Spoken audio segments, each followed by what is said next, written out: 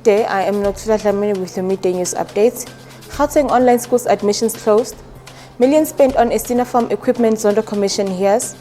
Investigator who stole Mark Bachelor's cell phone from murder scene has been released. The Gauteng Education Department has received over 300,000 online applications for grade 1 and 8 placements for next year. The process opened in May and closed yesterday at midnight. It's the highest number of applications the department has received to date. The Education Department says it won't be processing late applications. The state capture inquiry has said how excessive amounts of money was used to buy equipment for the Estina Dairy Farm project. Member of the Free State Legislature Roy Jackelson has been outlining the figures, which Deputy Chief Justice Raymond Zondo has called unrealistic. Jackelson says over 2 million was spent on tractors, even though the national government had already donated vehicles. The private investigator who was arrested for being in possession of murdered former soccer star Mark Bachelor's cell phone has been released. The well-known Johannesburg private investigator and debt collector had been charged for allegedly taking former football player Bachelor's cell phone from the scene of his murder just moments after he was gunned down. Information was wiped from the device. The man was detained at the Brixton police station on Friday night. Thabani Masuku has more on your sports news updates.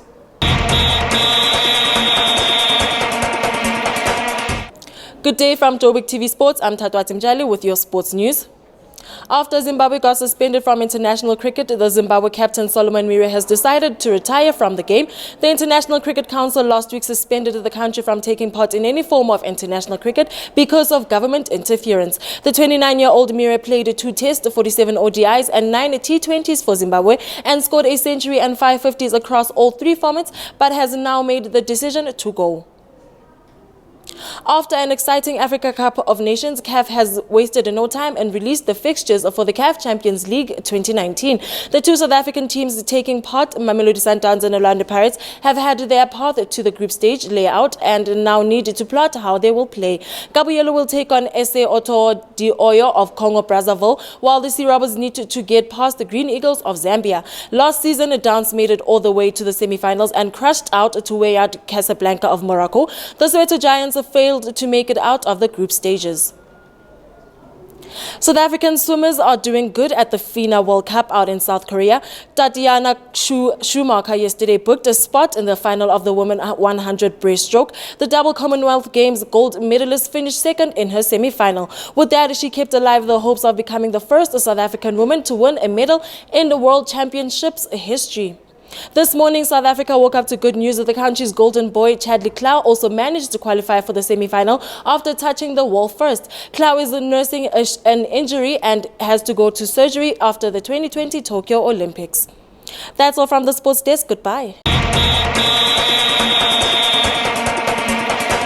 Now to your traffic and weather updates.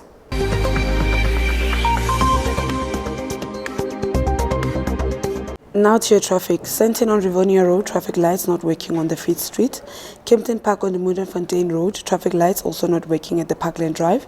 Auckland Park on Kingsway Avenue, traffic lights also not working at University Road. Now to your weather. Johannesburg at 18 degrees Celsius, Soweto at 19 degrees Celsius, Senton at 17 degrees Celsius. Back to the news desk.